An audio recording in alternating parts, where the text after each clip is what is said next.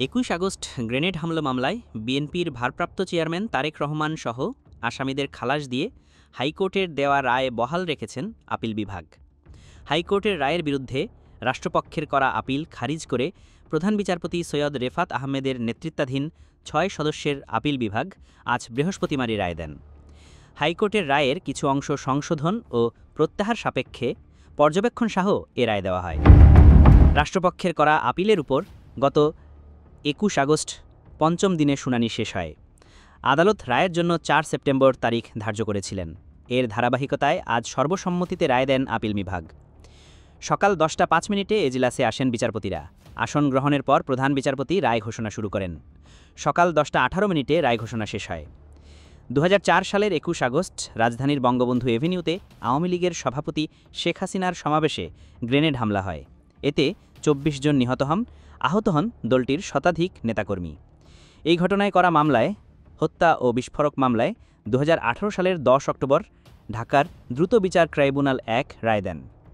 রায়ে সাবেক স্বরাষ্ট্রমন্ত্রী লুৎফুজ্জামান বাবর, সাবেক শিক্ষা উপমন্ত্রী আব্দুস সালাম পিন্টুসহ ১৯ জনের মৃত্যুদণ্ড দেওয়া হয়। তারেক রহমান সহ ১৯ জনকে দেওয়া হয় যাবজ্জীবন কারাদণ্ড।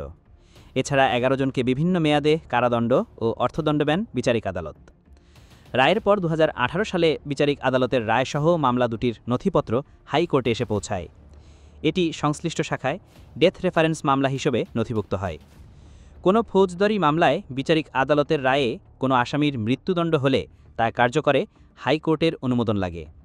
এটি ডেথ রেফারেন্স মামলা হিসেবে পরিচিত। পাশাপাশি দণ্ডাদেশের রায়ের বিরুদ্ধে আসামিদের জেল আপিল, নিয়মিত আপিল ও বিবিধ আবেদন করার সুযোগ রয়েছে। ডেথ রেফারেন্স এবং এসব আপিল ও আবেদনের উপর সাধারণত একসঙ্গে শুনানি হয়ে থাকে।